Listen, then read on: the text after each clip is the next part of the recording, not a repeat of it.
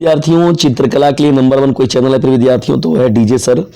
और कक्षा 10 का देखिए बहुत ही महत्वपूर्ण सेशन है प्रिय विद्यार्थियों। 10 के लिए जो मोस्ट इम्पॉर्टेंट पेपर 830 IQ।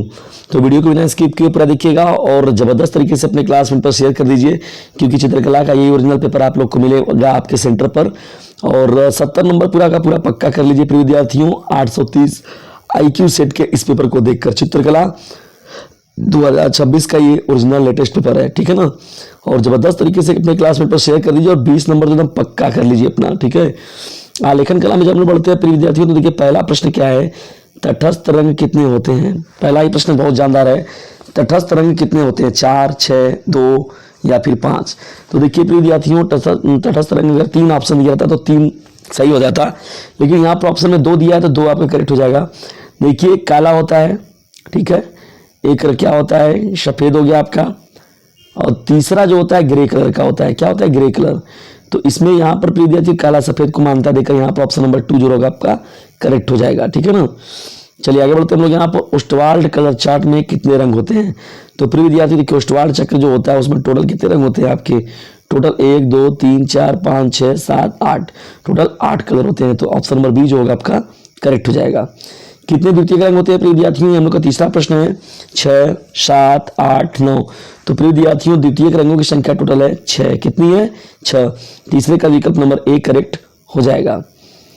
चौथे प्रश्न की ओर बढ़ते हैं। देखिए यहाँ चौथा प्रश्न क्या है, छत के केंद्र को अलंकृत करने के लिए कौन सा आलेखन उपयुक्त होगा।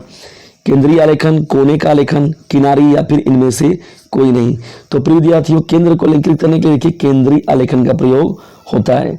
चौथे का विकल्प नंबर ए करेक्ट हो जाएगा। प्रिय विद्यार्थियों ओरिजिनल पेपर है, पहले ही आप लोग को लाया गया जबरदस्त तरीके से। प्रिय विद्यार्थी वीडियो को लाइक कर दीजिए, चैनल को सब्सक्राइब कर दीजिए और नए हैं तो शेयर भी जरूर कीजिएगा प्रिय विद्यार्थियों, ठीक है ना, जबरदस्त तरीके से। निम्नलिखित में से सबसे मोटे ब्रश का नंबर कौन सा है। देखिए सबसे मोटे ब्रश के बारे में बात करें, देखिए 1 2 4 और 6 ये सभी मोटे ब्रश के तौर पर ही हैं, लेकिन सबसे मोटा जो होता है प्रिय विद्यार्थियों वो 6 नंबर का होता है। तो पांचवें का विकल्प नंबर ए जो होगा आपका करेक्ट हो जाएगा, ठीक है ना।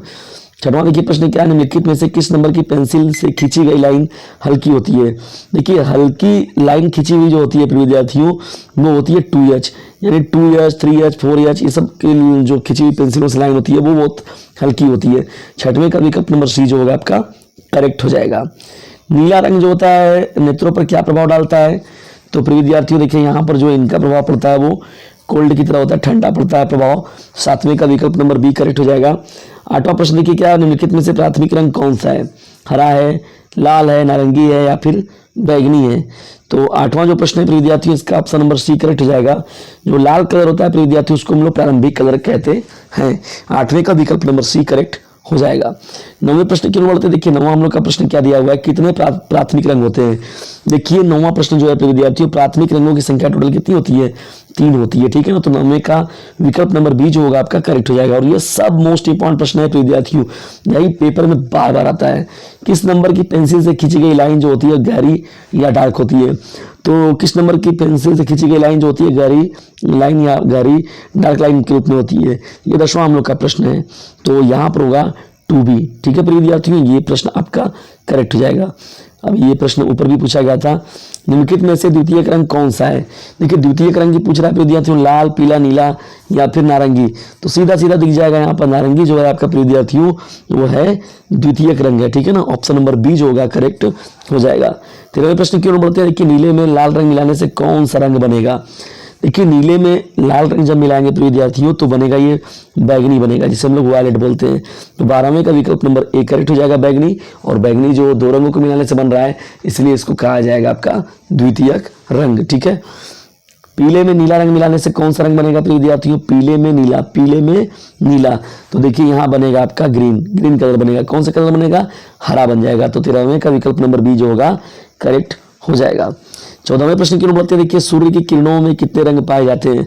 तो प्रिय विद्यार्थियों देखिए यहाँ 7 रंग होते हैं, ठीक है ना। इंद्रधनुष में कितने रंग, 7 रंग होते हैं आपका, तो यहाँ 7 जो होगा करेक्ट हो जाएगा। 15वां देखिए प्रश्न क्या है, फटाफट शेयर कर दीजिए प्रिय विद्यार्थियों। बिना ब्रश की सहायता से कौन सा रंग लगाया जाता है। बिना ब्रश की सहायता से कौन सा रंग लगाया जाता है। जल रंग, पेस्टल रंग, तेल रंग या फिर इनमें से कोई नहीं। तो 15वें प्रश्न का विकल्प नंबर बी जो होगा आपका करेक्ट हो जाएगा, पेस्टल रंग। कौन सा रंग, पेस्टल कलर। तो यहाँ पर पेस्टल रंग जो होगा आपका करेक्ट हो जाएगा, ठीक है ना। कला शब्द किस भाषा का शब्द है प्रिय विद्यार्थियों, पूरा का पूरा एकदम जितना ब्रह्मास्त्र है सब लोग का आपका देखिए पिरो दिया गया इस वीडियो में प्रिय विद्यार्थियों, जबरदस्त तरीके से अपने क्लासमेट पर शेयर कीजिए और बार बार पूछा जाने वाला प्रश्न है सब। कला शब्द किस भाषा का शब्द है प्रिय विद्यार्थियों, तो संस्कृत देखिए यहाँ पर करेक्ट हो जाएगा। 16वें का विकल्प नंबर सी करेक्ट हो जाएगा। 17वां देखिए प्रश्न क्या है आपका, पीले में लाल रंग मिलाने से कौन सा रंग बनेगा, पीले में लाल रंग मिलाने से प्रिय विद्यार्थियों बनेगा ये ऑरेंज बनेगा। कौन सा कलर बनेगा, ऑरेंज कलर बनेगा, ठीक है ना, नारंगी इसको हम लोग कहते हैं, ठीक है ना। तो ये आपका करेक्ट हो जाएगा। 18वां देखिए प्रश्न क्या है आप लोग का, एक ही प्रश्न को देखिए सेट में पूछ दिया है दोहरा कर।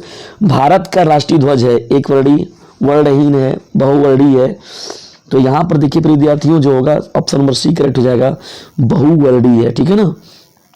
बार बार ये भी पूछा जाता है 18वां प्रश्न भी। किनारी डिजाइन का प्रयोग किया जाता है, किनारी डिजाइन का प्रयोग फर्श के डिजाइन के लिए, साड़ी के किनारे के लिए, छत के केंद्र के लिए या फिर तकिए के केंद्र के लिए। तो 19वें प्रश्न का राइट आंसर जो होगा ऑप्शन बी, साड़ी की किनारी के लिए मुख्य रूप से किनारी डिजाइन का प्रयोग होता है। तो 19वें का बी ऑप्शन जो होगा आपका करेक्ट हो जाएगा।